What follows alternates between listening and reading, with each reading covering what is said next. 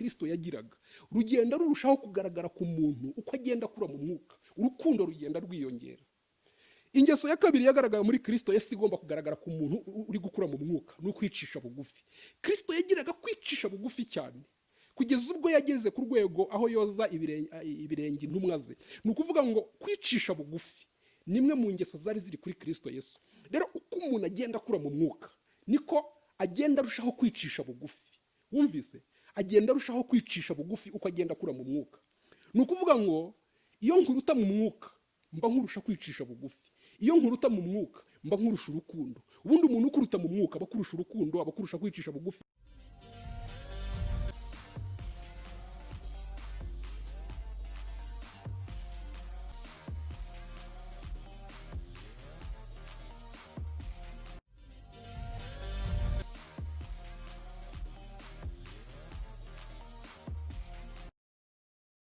Yesu ashimwe bene data. Uyu ni mwarimu Valens ugarutse mu nyigisho igambiriye guhindura ubuzima bwawe. Turacyakomeza kugushimira uburyo ukomeza kwitabira izi nyigisho no kuzikurikira. Turabizi neza ko ubuzima bwawe buzahinduka, ntabwo ubuzima bwawe buzaguma uko bwari buri mumeze hamwe n'izi nyigisho urimo kumva.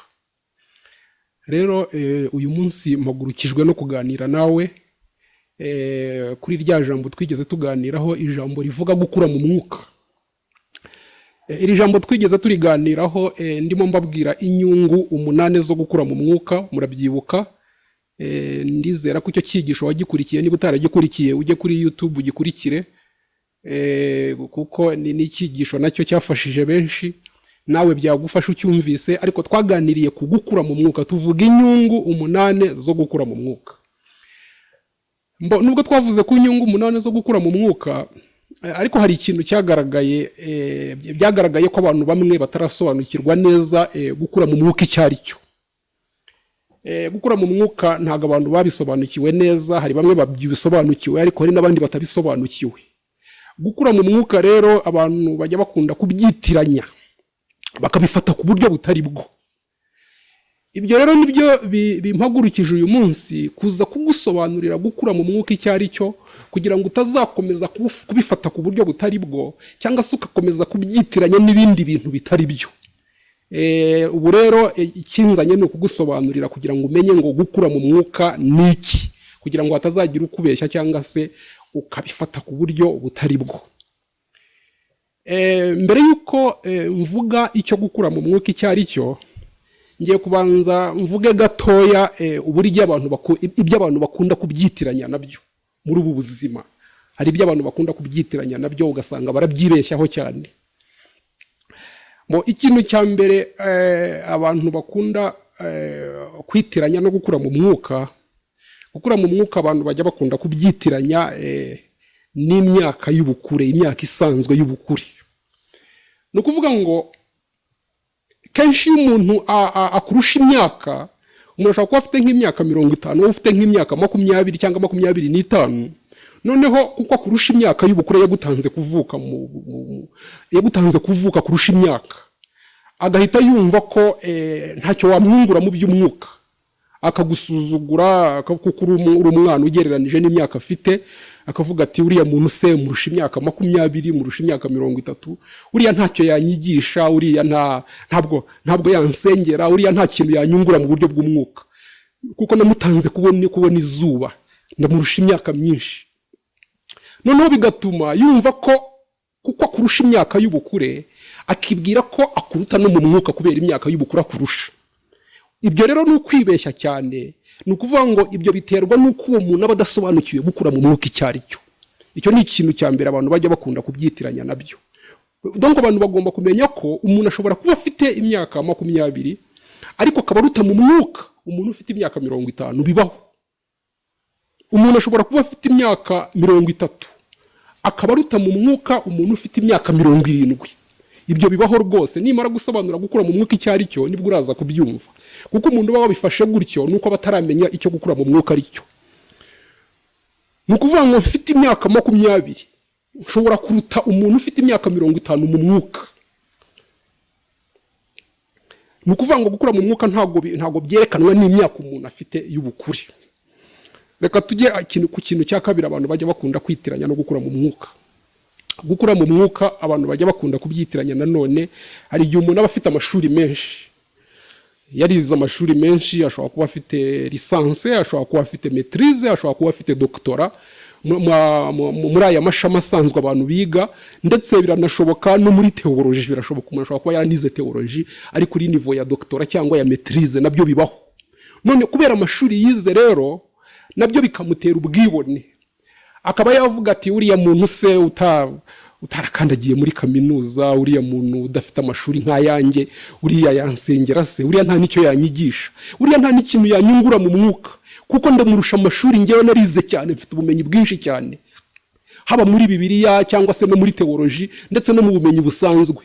Ubwo bwibone bukamufata, akumva ko kuba kurusha amashuri bivuga ko akuruta no mu mwuka, ko ntacyo wamwungura mu mwuka. Ibyo nabyo ni ukubyibeshyaho, ni ukubyibeshyaho, kuko uwo muntu ntabwo aba arakamenya gukura mu mwuka icyo ari cyo. Ni ukuvuga ngo nshobora kuba nge nararangije segonderi gusa ntarigeze nkandagira muri kaminuza, ariko ugasanga nduta mu mwuka umuntu warangije kaminuza. Nge nshobora kuba mfite niveau ya lisanse, ariko nkaba nduta mu mwuka umuntu ufite niveau ya doctorat. Wumvise? Ndetse n'umuntu warangije primaire gusa utarakandagiye segonderi, wari uzi ko yaruta mu mwuka umuntu ufite doctorat cyangwa ufite lisanse cyangwa ufite maîtrise. Ibyo ntabwo abantu babisobanukiwe. Gukura mu mwuka ntabwo bigendana n'amashuri umuntu yize. Ibyo nabyo biterwa no kudasobanukirwa gukura mu mwuka icyo ari cyo. Turaza kubisobanura, biraza kumvikana. Reka turebe ikindi kintu cya gatatu abantu bakunda kwitiranya nacyo ibijyanye no gukura mu mwuka. Hari n'ababyitiranya n'ubutunzi. Umuntu akaba ari umukire, afite amazu, afite amamodoka, akaba afite business yunguka cyane. Noneho ubwibone bukamufata. Noneho haza umuntu w'umukene arusha ubutunzi cyangwa arusha amafaranga, akumva ko uwo nguwo ntacyo yamwungura mu mwuka, uwo nguwo ntabwo yamusengera, uwo nguwo nta n'ibyo yamwigisha, agahita amusuzugura, donc akavuga ati mumubwira asubire y'uwo nguwo ntacyo amubwira, nimumufungurire. Ni ukuvuga ngo kuko kurusha amafaranga cyangwa kurusha ubutunzi akibwira ko akuruta no mu mwuka. Ibi nabyo abantu bajya babyibeshyaho cyane. Nshobora kuba mfite inzu imwe gusa, ariko nkaba nduta mu mwuka umuntu ufite amazu 5. Nshobora kuba nta n'imodoka ngira, ariko nkaba nduta mu mwuka umuntu ufite imodoka 2 cyangwa 3. Nshobora kuba mpembwa ibihumbi 200, ariko nkaba nduta mu mwuka umuntu uhembwa miliyoni. Rero iyo abantu bakunda kubyitiranya cyane, umuntu akumva kuko kurusha ubutunzi, akumva ko ntacyo wamwungura mu mwuka cyangwa se ntacyo umurusha mu by'umwuka, akumva ko utamukandagira imbere. Iki nacyo abantu bajya bakunda kukibeshyaho kubera kutasobanukirwa no gukura mu mwuka icyo ari cyo. Ikindi kintu abantu bajya bakunda kwitiranya no gukura mu mwuka ni ubumenyi.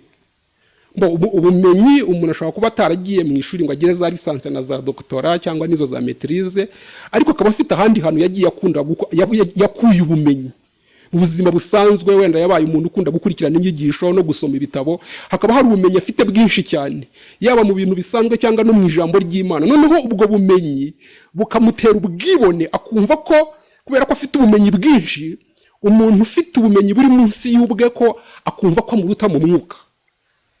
Haza umuntu yumva ko arusha ubumenyi, akavuga ati suriya yanyungura iki mu by'umwuka, uriya ntiyansengera, uriya nta n'ikintu yanyigisha, nta n'ibyo yanyungura mu mwuka. Wumvise? Ubwibone bukamufata ngo akumva ko kuko kurusha ubumenyi akuruta no mu mwuka. Ntabwo ibi ngibi ari byo. Ibi nabyo biterwa no kudasobanukirwa gukura mu mwuka icyo ari cyo. Wumvise? Ushobora kuba ufite ubumenyi bwinshi, ngewe mfite ubumenyi buke ugereranije n'ubwo ufite, ariko nkuruta mu mwuka. Ibi ngibi nabyo abantu benshi ntabwo babizi. Turaza kubisobanura mu kanya. Turacyakomeje turi kureba ibintu abantu bagenda bitiranya no gukura mu mwuka. Ikindi kintu abantu bajya bakunda kwibeshyaho kubijyanye no gukura mu mwuka. Gukura mu mwuka abantu bajya baditiranya n'impano. Hari igihe umuntu aba afite impano runaka, none akumva ko kubera ko udafite iyo mpano, akumva ko akuruta mu mwuka kubera impano afite. Ibi nabyo biterwa no kudasobanukirwa no gukura mu mwuka icyo ari cyo. Ngewe Valence nshobora kuba mfite impano y'ubuhanuzi, ni urugero ndi gutanga. Mfite impano y'ubuhanuzi, ariko weho ntayo ufite. Noneho ubwibone bukamfata nkumva ko kubera ko nge mpanura wowe utahanura, kubera ko mfite impano yo guhanura wowe utayigira, nkumva ko ibyo bivuga ko nkuruta mu mwuka, nkumva ko ntacyo wanyungura mu by'umwuka, ntacyo wanyigisha, kuko njye ndahanura ariko wowe ntuhanura. Cyangwa se impano ni nyinshi, ashobora kuba ufite impano yo kwigisha ijambo ry'Imana, hari ushobora kuba ufite impano y'ubuhanuzi, hari ushobora kuba ufite impano yo kuramya no guhimbarisha abantu. Impano ni nyinshi cyane zihari. Impano z'umwuka wera ni 9, hari n'izindi impano nyinshi zikora mu rusengero. Ariko ngiye ushobora kuba mfite impano runaka wowe utayifite, noneho nkibwira ko kuko utayifite njye nyifite, nkubwira ko nkuruta mu mwuka. Ibi ntabwo ari byo, nabyo biterwa no kudasobanukirwa no gukura mu mwuka icyo ari cyo. Ushobora kuba mfite impano yo guhanura, ariko wowe wari nayo ufite, ariko ukabunduta mu mwuka. Ushobora kuba mfite impano yo kwigisha ijambo ry'Imana, wowe ari nta mpano yo kwigisha ijambo ry'Imana ugira, ariko ufite izindi mpano, kuko buri wese aba afite impano agira. Noneho ariko wowe ukabunduta mu mwuka, kuko impano ntabwo ariyo yerekana ko umuntu ari hejuru mu mwuka. Kuko Imana yitanga bitewe n'ibyo yaguhamagariye, bitewe n'ibyo izagukoresha, igahitamo kuguha impano runaka. Ntabwo iyiguha kubera ko ukuze mu mwuka uri hejuru mu mwuka, ahubwo biterwa gusa n'icyo yaguhamagariye n'uko ishaka kugukoresha. Ibi rero abantu babyitiranya, nagiye mbibona kenshi cyane. Wagera imbere y'umuntu ufite nk'impano y'ubuhanuzi, akumva ko ntacyo wamwigisha, akumva ko nta n'isengesho wamukorera, akumva ko nta n'icyo wamwungura mu by'umwuka, kuko aravuga ati njye mfite impano y'ubuhanuzi, njye mvugana n'Imana, numva Imana ivugana nanjye. Uriya araza kumbwira iki? Uriya arambwira iki? Ndamuruta mu mwuka. Abantu bakabyitiranya, nabibonye kenshi cyane ibi ngibi rwose. Wumvise? Rero umuntu ashobora kuba afite impano wowe udafite, ariko wowe ukabimuruta mu mwuka. Ibi bibaho. Ninza gusobanura gukura mu mwuka icyo ari cyo, nabyo biraza kumvikana. Turacyakomeje, reka turebe ibintu abantu bakunda kwitiranya no gukura mu mwuka. Turacyakomeje, tuvuye ku mpano tugiye ku nshingano. Hari igihe umuntu aba afite inshingano runaka, cyangwa se afite akazi akora, cyangwa se umwanya w'ubuyobozi runaka. Izo nshingano afite n'ako kazi akora, cyangwa uwo mwanya w'ubuyobozi afite, agahita yibwira ko utabifite, utafite ako kazi nk'ako afite, utari ku rwego rw'ubuyobozi nk'urwo ariho, udafite inshingano nk'izo afite, akumva ko uwo muntu ntacyo yamwungura mu by'umwuka, akumva ko uwo muntu ntacyo yamwigisha, akumva ko uwo muntu ntacyo yamugiraho inama mu by'umwuka. Akavuga turiya rwose ndamuruta mu mwuka, kuko njyewe ndi umukuru w'abadiyakoni, ariko uriya ni umuprotokolo usanzwe. Uri njyewe ndi pasiteri cyangwa ndi bishopu, uriya ni umuvugabutumwa usanzwe, uriya se mu by'umwuka arabindushaho iki. Akabyitiranya n'inshingano afite. Inshingano nazo ntabwo zitangwa bitewe n'uko umuntu akuze mu mwuka. Oya, hari igihe umuntu aba afite impano runaka, agahabwa inshingano kubera impano afite, babona ko icyo kintu yagishobora. Wumvise? Cyangwa se hari n'igihe abantu babikora gusa kubw'inyungu zabo, akumva ko uriya muntu namushyira mu nshingano runaka azabyungukiramo, akaba yamushyira no muri iyo nshingano ataranakwiriye no kuyijyamo. Noneho wa muntu yagera muri ya nshingano, nabyo akabishingiraho, akumva ko aruta abantu mu mwuka kubera inshingano afite. Ibi nabyo abantu babyibeshyaho. Ushobora kuba ufite inshingano ziruta izo mfite, cyangwa ufite akazi nge ntafite, cyangwa ufite umwanya w'ubuyobozi ngewe ntafite, ariko nkaba nkuruta mu mwuka. Ibi nabyo turaza kubisobanukirwa mu kanya n'insobanura gukura mu mwuka icyo ari cyo. Turakomeje twihuse, turacyareba ibintu abantu bakunda kwitiranya no gukura mu mwuka. Gukura mu mwuka nanone abantu bajya bakunda kubyitiranya cyane n'igihe umuntu amaze mu rusengero, cyangwa se igihe umuntu amaze akijijwe, cyangwa se igihe umuntu amaze asenga. Hari igihe umuntu ashobora kuba amaze nk'imyaka 5 akijijwe, noneho hakaba hari undi umaze imyaka 10 cyangwa 15, noneho akumva ko kubera ko we abimazemo imyaka 15 cyangwa 20, akumva ko wa wundi umazemo imyaka 5 gusa, akavuga turiya n'uwejo bundi uriya wejo bundi aranyigisha iki, uriya wejo bundi aransengera se, cyangwa se arampugura, ntacyo yanyungura mu by'umwuka. Uriya nabimutanzemo ngiye mbimazemo imyaka 20-30, uyu wejo bundi umaze imyaka 5-7 ni uraza kugira icyo anyungura cyangwa anyigisha. Nabimutanzemo ibi ngenda bimenyereye. Reka nkubwire, ibyo nabyo ni ukwibeshya. Wari uzi ko umuntu ashobora kuba amaze imyaka 5 akijijwe, imyaka 5 yonyine, akaba aruta mu mwuka umuntu umaze imyaka 15? Wari uzi ko umuntu ashobora kuba afite amaze imyaka 7 mu nzu y'Imana, cyangwa asenga, cyangwa ari muri ibi by'umwuka, ariko akaba aruta mu mwuka umuntu bimazemo imyaka 30? Ibi nabyo ntabwo abantu babizi. Hari igihe ugera imbere y'umuntu agahita avuga ati ngewe ibi nabigutanzemo ntacyo umbwira. Rero abantu ntabwo barasobanukirwa no gukura mu mwuka icyo ari cyo. kuvuga ngo bimazemo imyaka myinshi ntabwo ari byo bivuga ko uruta umuntu mu mwuka urusha imyaka muri ibyo bintu, kuko biterwa n'ukuntu wabyitwayemo. Ibi nabyo wenda ndaza kubisobanura hanyuma. Ni ukuvuga ngo igihe umaze mu rusengero, igihe umaze mu nzu y'Imana, igihe umaze ukijijwe, ntabwo ari cyo cyerekana aho ugeze mu mwuka, ahubwo aho ugeze mu mwuka uburyo witwaye nibwo bwa determina urwego uriho rwo mu mwuka. Ushobora kuba umazemo igihe kinini ari kutumvira, ari kutubaha, ari kudakurikira, ari kurangara, hari ibindi wiberamo, ukaba uri umuntu uza gusa ari kutanakurikira, utanubaha. Ugasanga umuntu bimazemo igihe gito gusa, ariko we kubera ko yakurikiye akaba amaso akagendana n'inyigisho, ugasanga arakuruta mu mwuka kubera ukuntu yitwaye. Rero ibi nabyo abantu bajya bakunda kubyibeshyaho cyane. Turakomeje rero, reka turebe ikindi kintu abantu bakunda kwitiranya nacyo muri ibi bintu by'umwuka, bakumva ko ari byo bakwita gukura mu mwuka. Ikindi kintu ni ibijyanye no kwemerwa n'abantu. Wari ubizi ko hari umuntu ushobora kuba akora ibintu bishimwa n'abantu, abantu bakamwiyumvamo, bakamukunda, bakamushima kubera ko akora ibishimwa nabo. Wumvise? None waza undi muntu we utarakoze ibishimwa n'abo bantu, cyangwa se hari ukundi kuntu we yitwara bitajyanye n'uko abo bantu bashaka, bakaba bakumva ko wa wundi bemera cyangwa bashima ari uri hejuru mu mwuka. Bakavuga arajya kwigisha uriya, cyangwa arajya kumusengera, cyangwa arajya kugira ibyo amubwira. Uriya muntu aramuzi ukuntu yitwara, azi ko ari umuntu mwiza kubera ko wenda bitwaraho neza, abafasha cyangwa agira ibindi bintu avuga bakunda cyangwa akora bakunda, bakibwira ko ibyo babigereranya no gukura mu mwuka. Biratandukanye. Ni ukuvuga ngo ikigero cy'umwuka umuntu agezeho bagipimira mu buryo umuntu akora ibishimwa n'Imana, ntago ari ugukora ibishimwa n'abantu. Wumvise? Aka kantu nako ndagira ngo abantu bajye bakita n'Imana, donc n'uburyo ukora ibishimwa n'Imana, ntago ari ibishimwa n'abantu. Ibi nabyo rero abantu bajya bakunda kubyitiranyaho, akaba yavuga turiya ni ukuze mu mwuka kurusha uriya kubera ko akora ibishimwa nawe. None ibishimwa n'Imana tugenderaho. Turakomeje rero, ibi ngibi nibyo wenda navuga abantu bakunda gushingiraho cyangwa se bakunda kwibeshyaho mu bijyanye no gukura mu mwuka. Ariko ibi byose bariya abantu ntabwo nabarenganya, nuko ntago basobanukiwe, ntago bazi gukura mu mwuka icyo ari cyo. Niyo mpamvu babyitiranya n'ibyo bintu tuvuze. Rero ubu tugiye gusobanura noneho gukura mu mwuka ni iki. Wari warabyibeshyeho inshuro nyinshi, wibwira ko hari abantu benshi uruta mu mwuka, cyangwa se ukibwira ko nabo bakuruta mu mwuka kubera ko bakurusha ibituvuze, cyangwa nawe ukibwira ko baruta kubera ko barusha ibituvuze. Ariko ntabwo ari byo tugiye kureba. Gukura mu mwuka icyo ari cyo. Gukura mu mwuka ni iki mu by'ukuri, atari ibindi abantu bakunda kubyitiranya nabyo. Gukura mu mwuka ni ukuvuga ngo tugiye kubivuga kuri ubu buryo. Ni ukuvuga ngo iyo umuntu amaze kwakira Kristo mu buzima bwe, ni ukuvuga ngo abavutse bwa kabiri, ni ukuvuga ngo nibwo abavutse, ni ukuvuga ngo uwo munsi n'umwana mu mwuka aravutse. Noneho hari ukuntu umuntu agenda akura. Ese agenda akura yerekeza hehe? Niba umuntu amaze kuvuka bwa kabiri akishijwe yakiriye Kristo mu buzima bwe, ko kuvuga ngo aragenda akura mu mwuka, arerekeza hehe?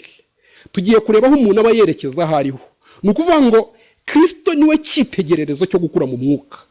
Wumvise? Kristo niwe cyitegererezo. Niba umuntu avuka bwa kabiri agatangirira kuri rimwe agenda azamuka kabiri, gatatu, kane, gatanu, Kristo turamushyira ku rwego rw'ijana ku ijana. Ni ukuvuga ngo umuntu ahera kuri rimwe avutse bwa kabiri agenda azamuka asatira ikigero cya Kristo, usatira ugana ku ijana ku ijana, ko Kristo turamushyira ku ijana ku ijana. Tugiye kureba rero, reka tubanze dukoresha ibyanditswe turebe. Tugiye gusoma mu Befeso 4:13. Abefeso 4:13 baratubwira ngo kugeza ubwo twese tuzasohora kugira ubumwe bwo kwizera no kumenya umwana w'Imana, ngo kandi kugeza ubwo tuzasohora kuba abantu bashyitse bageze ku rugero rushyitse rw'igihagararo cya Kristo. Ndagira ngo wumve ngo kugeza ubwo tuzagira ku kigero cyo kuba abantu bashyitse, ngo kandi kugeza ubwo tuzasohora kuba abantu bashyitse bageze ku rugero rushyitse rw'igihagararo cya Kristo. Ni ukuvuga ngo tugenda tuzamuka dusatira urugero rushyitse rw'igihagararo cya Kristo. Kristo niwe cyitegererezo cyo gukura mu mwuka. Ni ukuvuga ngo nta muntu ushobora gukura mu mwuka ngo arenge urwego Kristo yari ariho. Niwe cyitegererezo, tugenda twerekeza kuri Kristo. Noneho muribuka ko no mu Filipe 2:5 hatubwira ngo mugire umutima nk'uwari uri muri Kristo Yesu. noneho iyo tugeze muri Petero wa mbere 2:21 uze kuhasoma wumve Petero wa mbere 2:21 niho batubwira ibijyanye no kugera ikirenge mu cya Kristo. Petero wa mbere 2:21 reka tuhasome wenda kugira ngo bigende neza. Petero wa mbere 2:21 haranditse ngo kandi ibyo nibyo mwahamagariwe, ngo kuko na Kristo yabababarijwe akabasigira icyitegererezo kugira ngo mugere ikirenge muke. Ni ukuvuga ngo Kristo niwe cyitegererezo cyo gukura mu mwuka. Niyo mpamvu bitubwira ngo mugere ikirenge muke, ngo mugire wa mutima wari uri muri Kristo Yesu, ngo turaharanira kugera ku rugero rushyitse rw'igihagararo cya Kristo. Ni ukuvuga ngo noneho ubundi bwo rero tugiye gusobanura gukura mu mwuka ni iki. Gukura mu mwuka ni ukugenda usa na Kristo, haba mu mvugo, haba mu ngiro, haba mu mikorere, haba mu migendere, haba mu mitekerereze no mu buryo ubona ibintu. Ni ukuvuga ngo uko umuntu agenda akura mu mwuka agenda asa na Kristo. Ni ukugenda usa na Kristo mu mvugo yagiraga, mu mikorere ye, mu mitekerereze ye, mu myibwirire ye, mu buryo yabonaga ibintu. Ni ukuvuga ngo uko umuntu agenda akura mu mwuka, ni ukuvuga ngo agenda arushaho gusa na Kristo. Ni ukuvuga ngo ingeso zari ziri muri Kristo Yesu zigenda zirushaho kugaragara ku buzima bw'umuntu uri gukura mu mwuka. Wumvise? Ni ukuvuga ngo uko umuntu agenda akura mu mwuka niko ibyagaragaraga kuri Kristo Yesu bigenda birushaho kugaragara ku buzima bw'uwo muntu. Wumvise? Agenda arushaho kwitwara uko Kristo yitwaraga, agenda arushaho kuvuga nk'uko Kristo yavugaga, agenda arushaho gukora nk'uko Kristo yakoraga, agenda arushaho kubona ibintu nk'uko Kristo yabibonaga, agenda arushaho kwitwara nk'uko Kristo yitwaraga. Ni ukuvuga ngo agenda asa na Kristo. Ni ukugenda twegera Kristo dusa nawe muri byose apana muri kimwe, ni muri byose gusa na Kristo muri byose. Nibyo bita ngo ni ugukura mu mwuka. Ni ukuvuga rero ngo tugiye kureba zimwe mu ngeso zari ziri muri Kristo Yesu zigomba kugaragara ku muntu ugenda akura mu mwuka, kuko Kristo afite ukuntu yitwaraga, afite ingeso, hari ingeso zarangaga ubuzima bwe. Ni ukuvuga ngo izo ngeso zarangaga ubuzima bwa Kristo zigomba kugenda ziranga ubuzima bw'umuntu uri gukura mu mwuka, zigenda zirushaho kwiyongera. Zimwe mu ngeso, bimwe mu bintu byagaragaraga kuri Kristo Yesu harimo urukundo. Yesu Kristo yagiraga urukundo rwinshi cyane, yakundaga abantu cyane, yakundaga Imana agakunda n'abantu. Ni ukuvuga ngo uko umuntu rero agenda arushaho gukura mu mwuka niko agenda arushaho kugira urukundo muri we, agenda arushaho gukunda Imana no gukunda abantu. Wumvise? Ni ukuvuga ngo iyi ngeso yari iri muri Kristo Yesu, urukundo Kristo yagiraga rugenda rurushaho kugaragara ku muntu uko agenda akura mu mwuka, urukundo rugenda rwiyongera. Ingeso ya kabiri yagaragara muri Kristo Yesu igomba kugaragara ku muntu uri gukura mu mwuka no kwicisha bugufi. Kristo yagiraga kwicisha bugufi cyane kugeza ubwo yageze ku rwego aho yoza ibirenge intumwa ze. Ni ukuvuga ngo kwicisha bugufi nimwe mu ngeso zari ziri kuri Kristo Yesu. Rero uko umuntu agenda akura mu mwuka niko agenda arushaho kwicisha bugufi. Wumvise? Agenda arushaho kwicisha bugufi uko agenda akura mu mwuka. Ni ukuvuga ngo iyo nkuruta mu mwuka mba nkurusha kwicisha bugufi, iyo nkuruta mu mwuka mba nkurusha urukundo. Ubundi umuntu ukuruta mu mwuka abakurusha urukundo, abakurusha kwicisha bugufi. Ni ukuvuga ngo za ngeso zari ziri muri Kristo Yesu umuntu ukuruta mu mwuka bazikurusha. Tugiye kuri gatatu, iyindi ngeso yari iri kuri Kristo Yesu, ikintu cyarangaga Kristo Yesu, yagiraga ikintu bita impuhwe cyane, yagiraga impuhwe, yagiraga imbabazi. Ni ukuvuga ngo umuntu uko agenda akura mu mwuka niko agenda arushaho kugira umutima ugira impuhwe, umutima ugira imbabazi. Ni ukuvuga ngo muri we agenda yuzura impuhwe n'imbabazi muri we uko agenda akura mu mwuka, kuko nababwiye ko tugenda dusatira Kristo tugambiriye gusa nawe muri byose.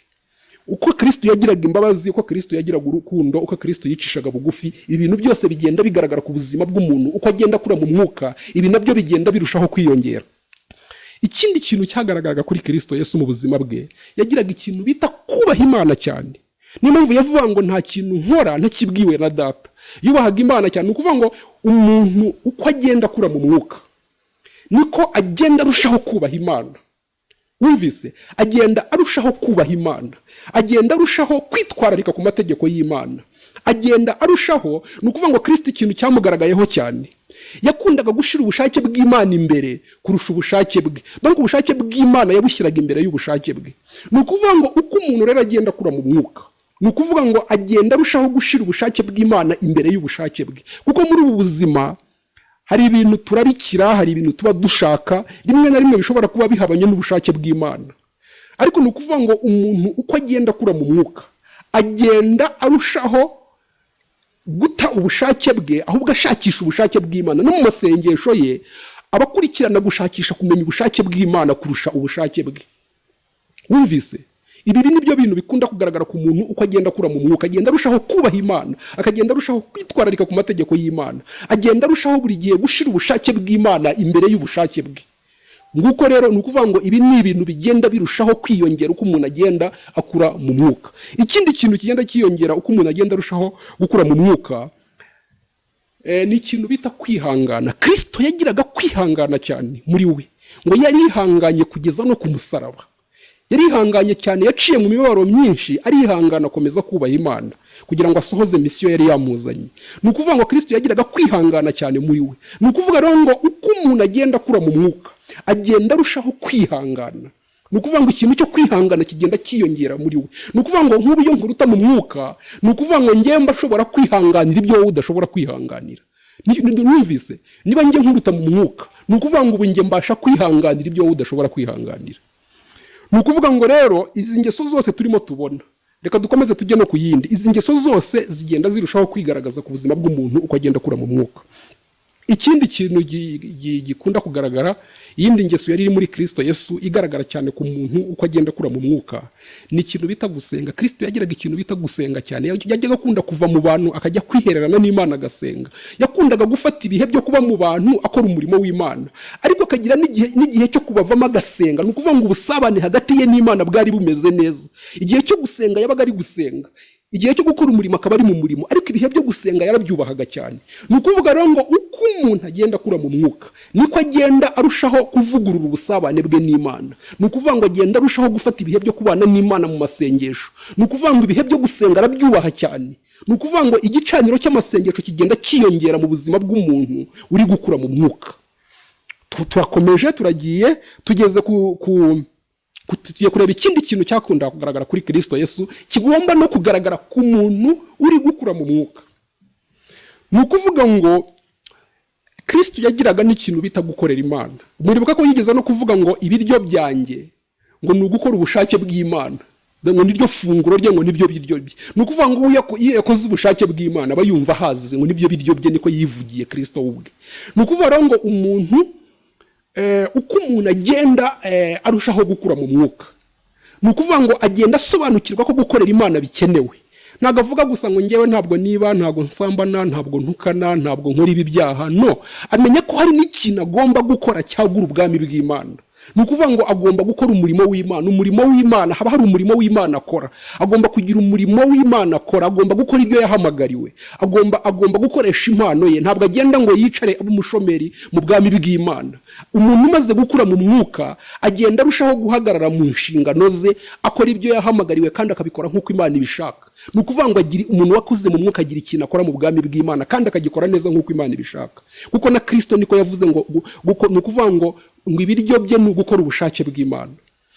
Ni ukuvuga rero ngo umuntu umaze gukura mu mwuka agira umurimo akora mu bwami bw'Imana, wagura ubwami bw'Imana, uwo yahamagariwe, uwo yasigiwe, uwo afitiye impano. Reka turebe ikindi kintu cyari kiri kuri Kristo. Kristo Yesu yagiraga ikintu bita kwizera cyane, yagiraga ikintu bita faith. Ntabwo yajyaga agira muri we gushidikanya.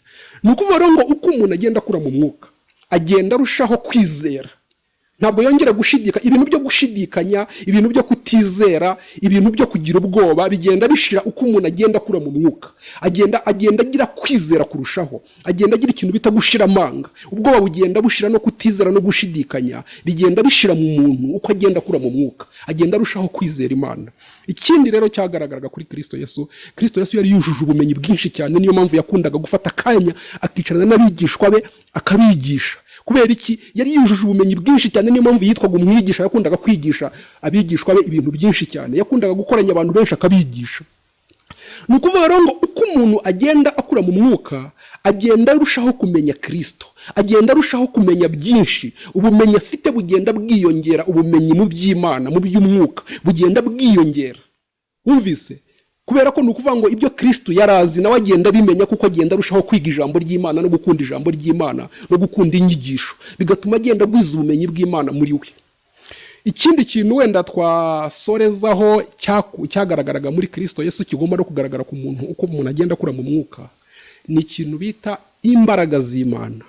Ni ukuvuga ngo muri Kristo Yesu hagaragaragamo imbaraga z'Imana zidasanzwe.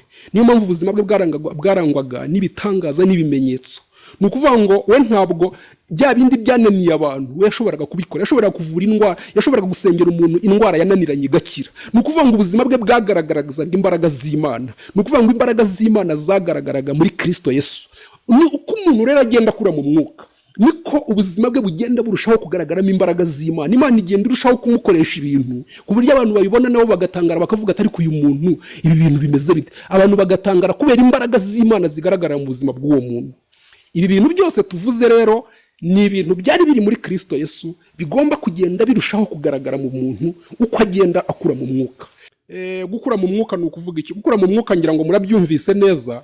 Gukura mu mwuka ni ukugenda usa na Kristo muri byose, mu mvugo, mu ngiro, mu mikorere, mu migendere, mu buryo ubona ibintu byose byagaragaraga muri Kristo Yesu bigenda birushaho kugaragara mu buzima bw'umuntu uko agenda akura mu mwuka. Gukura mu mwuka ni ukugenda usa na Kristo muri byose. Wumvise? Ni ukuvuga ngo uko umuntu agenda akura mu mwuka, urukundo afite rugenda rwiyongera, kuko ni ukuvuga ngo iyo umuntu akuruta mu mwuka ubundi abakurusha n'urukundo. Niba nkuruta mu mwuka ni ukuvuga ngo mba nkurusha n'urukundo. Iyo nkuruta mu mwuka mba nkurusha kwicisha bugufi. Ni ukuvuga iyo nkuruta mu mwuka mba nkurusha kugira impuhwe. Iyo nkuruta mu mwuka mba nkurusha kubaha Imana no gukiranuka no kwitondera amategeko y'Imana. Mba nkurusha gushyira ubushake bw'Imana imbere. Ni ukuvuga ngo iyo nkuruta mu mwuka mba nkurusha kwihangana. Ni ukuvuga ngo wowe ibintu udashobora kwihanganira njye mba nshobora kubyihanganira. Nacyo ni kimwe mu bintu byerekana ko umuntu akuruta mu mwuka, abashobora kwihanganira ibyo wowe utakwihanganira. Ni ukuvuga ngo iyo umuntu akuruta mu mwuka akenshi ubusabane bwe n'Imana biciye mu masengesho buba buruta ubwawe. Wumvise? Iyo umuntu akuruta mu mwuka ni ukuvuga ngo we aba yubaha umurimo w'Imana cyane kuruta uko wubaha. Aba yubaha umurimo w'Imana kuruta uko wubaha. We ntabwo ubiha agaciro, ariko waba yumva ko agomba gukorera Imana kandi akabyubaha iyo akuruta mu mwuka. Ni ukuvuga ngo iyo umuntu akuruta mu mwuka kandi abakurusha na faith, kwizera, aba afite kwizera gusumbya ukwawe. Iyo umuntu akuruta mu mwuka aba yujuje ubumenyi bw'Imana buruta ubwawe. Iyo umuntu akuruta mu mwuka imbaraga z'Imana zigaragarira mu buzima bwe ziba ziruta izigaragarira mu buzima bwawe. Ni ukuvuga ngo ibintu byose twabonye byagaragaraga mu buzima bwa Kristo Yesu bigenda birushaho kwiyongera uko umuntu agenda akura mu mwuka. Gukura mu mwuka rero ni ukugenda umuntu asa na Kristo muri byose, ngo mugire umutima nk'uwari uri muri Kristo Yesu. Ni ukugenda ugira umutima nk'uwari uri muri Kristo Yesu. Wumvise? Niko gukura mu mwuka. Rero tugiye gusoreza ku byerekezo bitatu bijyanye gukura mu mwuka, kugira ibyerekezo bitatu nibyo tugiye gusorezaho uyu munsi. Gukura mu mwuka kugira ibyerekezo bitatu. Ni ukuvuga ngo niba tuvuge gukura mu mwuka umuntu ahera kuri rimwe agenda azamuka 2, 3, 4, 5, 6, 7, agenda asatira Kristo, kuko Kristo twamushyize ari kwijana kwijana. Uko ugenda ukura mu mwuka uva kuri 1, 2, 3, 4, 5. Ni ukuvuga ngo buri muntu wese afite urwego rwo mu mwuka ariho. Njye nshobora kuba ndi kuri 2, wowe uri kuri 5, undi ari kuri 7, undi ageze kuri 60. Abantu bararutanwa mu mwuka. Wumvise? Abantu bararutanwa mu mwuka. Ni ukuvuga rero ngo gukura mu mwuka gufite ibyerekezo bitatu. Reka tuvuge wenda ngiye gutanga urugero rw'umuntu uri kuri 50, ugeze ku kigero cya 50 gukura mu mwuka.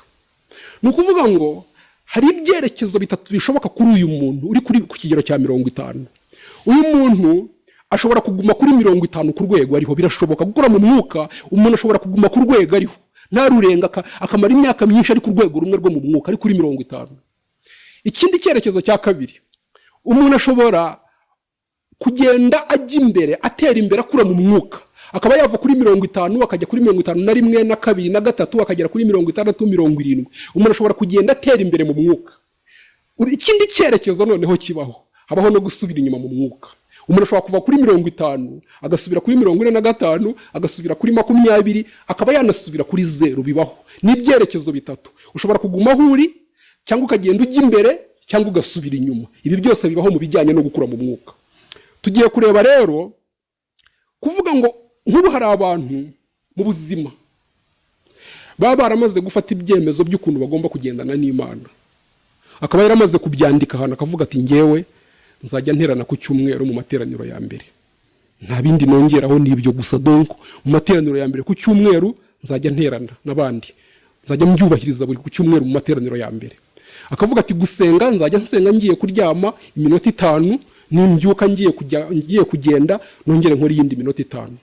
Amafaranga azajya mbona nzajya ntangaho 1/10, nta yandi nzarenzaho n'ibyo gusa, 1/10 nzajya nyitanga. Donc we akaba yaramaze gushushanya uburyo agomba kugendana n'Imana, akaba yaramaze kubyandika kandi akabikomeraho. Bivuga ngo uyu muntu azaguma ku rwego ariho, ntazigera atera imbere mu mwuka, kuko afite ibintu yamaze gushushanya, yamaze kwandika, yamaze kwiyemeza gukora, ntashobora kwameliora cyangwa kwimprovinga. Ni ibintu donc na mahame yamaze gufata y'ukuntu agomba kugendana n'Imana. Ntabwo ashaka abantu baza kumujyana muri byinshi, arashaka kuguma kuri urwo rwego. Akaba yamara imyaka 30-40 akiri ku rwego rumwe rwo mu mwuka. Uru ni urwego birashoboka rwose kuguma hamwe, birashoboka pe. Tugiye muri Luka 18 kuva ku murongo wa 9 kugera ku wa 14, nibwo tuza kubona abantu bari barimo basenga, n'umufarisayo n'umukoresha w'ikoro. Noneho hari umukoresha, reka tuhasome wenda turebe muri Luka 18 kugira ngo mugire akantu musobanukirwa mwumve.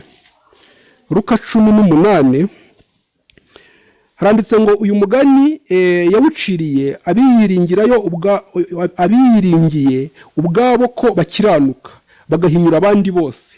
Ati abantu babiri bazamutse bajya mu rusengero gusenga, umwe yari umufarisayo, undi ari umukoresha w'ikoro. Umufarisayo arahagarara asengera mu mutima we ati, Mana ndagushimiye yuko nameze nk'abandi b'abanyazi n'abakiranirwa n'abasambanyi cyangwa ndetse n'uyu mukoresha w'ikoro. Mu minsi 7 hose niyiriza ubusa 2, ntanga 1/10 mu byo nungutse byose. Noneho uwo mukoresha w'ikoro ahagarara kure, ntiyahangara no kubura amaso ngo arebe mu ijuru, ngo ahubwo yikubita mu gatuza ati, Mana mbabarira kuko ndi umunyabyaha. Ndababwira yuko uwo muntu yamanutse ajiwe ari we utsindishirijwe kuruta wa wundi, kuko uwishyira hejuru azacishwa bugufi, naho uwicisha bugufi agashyirwa hejuru. Ndagira ngo wumve aba bantu babiri. Hari umuntu wumvishe ko yamaze kugerayo, yagize ikintu bita kwihimbaza cyane, yumva ko yamaze kugerayo rwose. Aravuga ati ngewe mu minsi 7 hose niyiriza ubusa 2, ntanga 1/10 mu byo nungutse byose. Urumva uyu nguyu yamaze kwishyira ku rwego, yumva ko yamaze kugerayo rwose, ko yageze ku rwego rushimishije. Uyu nguyu nta mahirwe Yesu yigeze amuha yo kuzakura mu mwuka, kuko we yamaze kumva ko yagezeyo.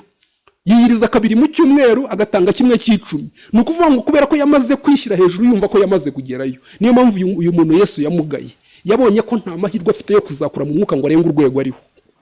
Noneho urwego rwa kabiri twavuze ni ugusubira inyuma. Habaho igihe umuntu asubira inyuma mu mwuka, bibaho gusubira inyuma. Umuntu ushobora kuba ugeze ku rwego rwa 50, noneho ukaza guhura n'umuntu agahita kumvisha ko wayobye, ko ibintu bamo bidasobanutse, ko nta n'ikintu uzabikuramo, ko ahubwo wari ukwiriye kubivamo. Mugatandukana mwemeranijwe, bya bindi byose wari urimo byose ukabivamo, kwigisha ukabireka, gusenga ukabireka, Yesu wari warakiriye mu buzima bwawe ukamwihakana neza iby'umwuka ugashita wari uri kuri 50 ugasubira kuri 0 ukabivamo burundu, kubera umuntu mwahuye nawe wakubwiye ibintu yarangiza akagukonvenka. Ari intumwa ya Satani wahuye nayo ikagukonvenka ko wamaze kuyoba, bikarangira wemeranije nayo ibyo wari urimo ukabivamo, ukabusubira inyuma. Cyangwa se ukagira ikintu uhura nacyo mu buzima kikugusha neza ku buryo by'Imana wari urimo ubivamo burundu, ugasubira inyuma. Mu Bagalatiya 3:3 niho batubwira ngo mwatangiriye mu by'umwuka none musoreje mu by'umubiri. Uze kuhasoma Bagalatiya 3:3 ngo mwatangiriye mu by'umwuka none musoreje mu by'umubiri. Umuntu yatangiye mu by'umwuka none arangije n'abasubiye mu by'umubiri, kandi aho nukuvuga ngo habayeho gusubira inyuma. Uze kuhasoma, ntago magusomera iminota yagiye. Noneho tugiye ku cyerekezo cya gatatu. Icyerekezo cya gatatu noneho ni ukugenda ujya imbere. kugenda ujya imbere ni ukuvuga iki? Ni ukuvuga ngo uyu muntu noneho ashobora gufata icyerekezo cyo kujya imbere, akagenda akura mu mwuka akava kuri 50 agenda azamuka yerekeza ku 100, kuko ni ukugenda usatira kugeza igihe uzagera ku rwego rwo gusa na Kristo neza neza.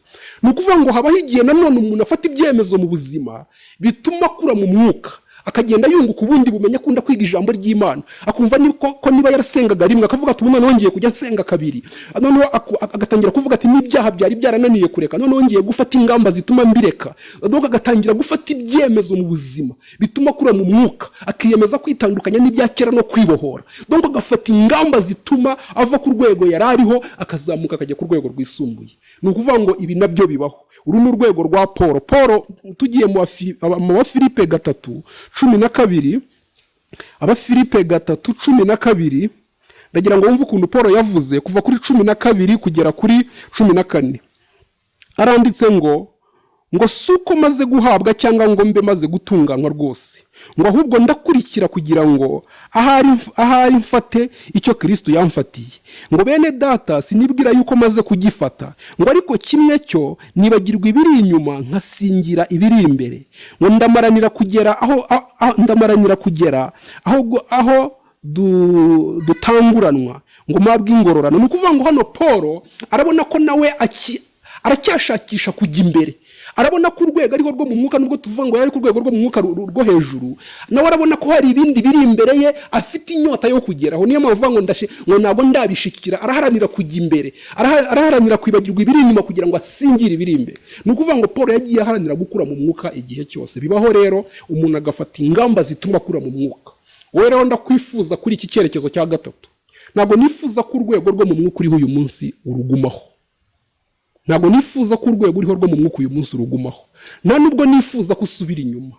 Isengesho ngiye kugusengera ni isengesho risaba Imana kugira ngo igufashe, binagendeye ku byemezo uraza gufata, kugira ngo Imana igufashe ugende ukura mu mwuka, uve ku rwego uriho ugenda uzamuka. Ko nabigishije inyungu 8 zo gukura mu mwuka.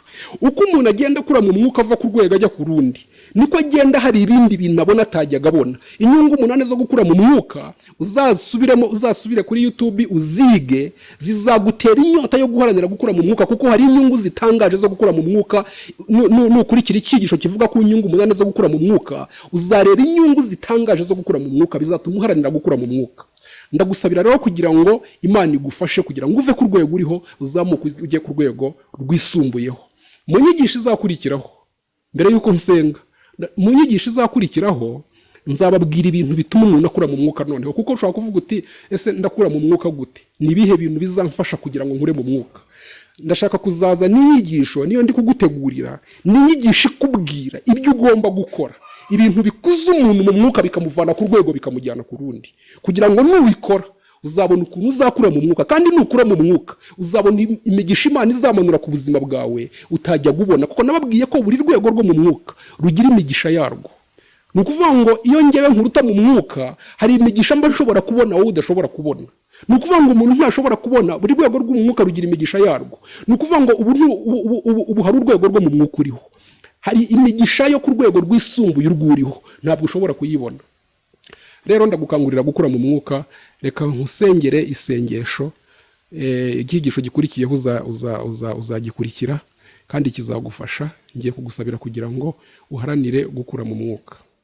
Imana yacu, Imana ifite ubutware n'ubushobozi, Imana yo kwiringirwa no kwizerwa, ndagushimira Mana kubw'uyu mugaragu wawe wakurikiye iyi nyigisho, ubwo yashoboye gufata iminota ye agakurikira. Ndasaba kugira ngo ibyo bwabyo bimuhera umugisha. Icyo musabiye aka kanya rero ni ukugira ngo Mana umufashe kugira ngo urwego rwo mu mwuka ariho aruveho, agenda akura mu mwuka, afata icyerekezo cyo kugenda akura, kuko uko azajya agenda akura mu mwuka nuko hari imigisha uzajya ugenda umanura ku buzima bwe bitewe n'urwego agezeho. Ndasaba kugira ngo ubimufashemo, reka imbaraga z'umwuka wera zimumanukire kugira ngo abashishwe gukora ibyo yari yarananiwe gukora.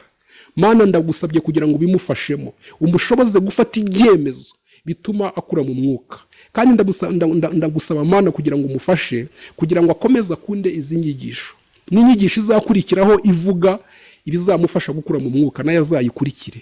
kuko hari ibyiza bigomba kugera ku buzima bwe, hari urwego ugomba kumugezaho kugira ngo nawe azahagarare nk'umugabo wo kuguhamya kuri Imana igira neza. Ndagushimiye ko ugiye kubana nawe kandi ko ugiye kumuha imbaraga kandi ko ugiye kumugirira neza muri byose, mu izina rya Yesu Kristo umwami wacu, amen.